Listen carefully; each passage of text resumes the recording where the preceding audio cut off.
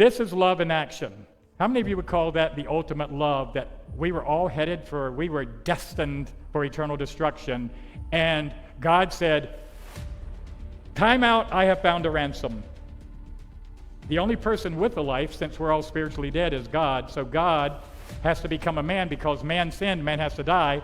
We have a serious dilemma. Man sinned and needs to pay the penalty of death, but we're all spiritually dead. The only one with the life is God. He's not a man. So God becomes a man and pays the penalty for man. That is awesome. If that's not love, see, that is the ultimate love.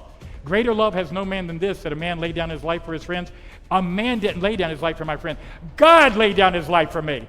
God laid down his life for you. Not some man. God, the Creator, laid down his life for us. Praise God.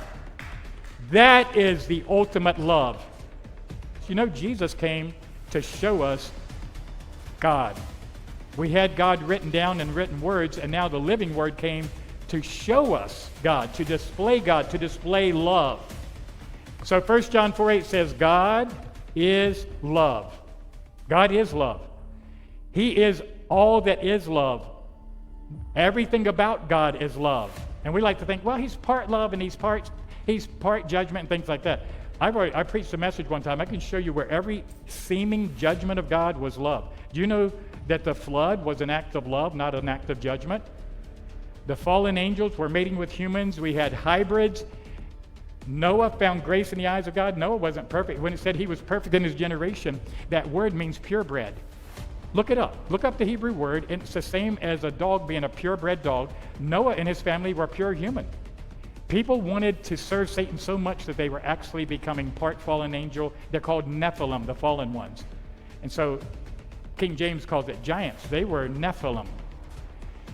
Why was Satan doing that? Because he thought, Genesis 3:15 says, the seed of the woman will crush my head. But what if I stop the seed of the woman and there's no humans left? Then there can be no redemption. So let me corrupt the human race. And God cut it short and thought, I'll take a family who's 100% human. I'll wipe the earth. It's a picture of the rapture. He put them in safety, took them up while he wiped the earth, brought them back down, and continued the human race. Satan's always trying to stop. He tried to kill Jesus as a baby. He tried to kill him before he went to the cross. He's trying to stop salvation, and the flood was an act of love. If the flood hadn't come, the whole human race from that point back would have been lost. So I tell you, God is love. The things that he does are always for good.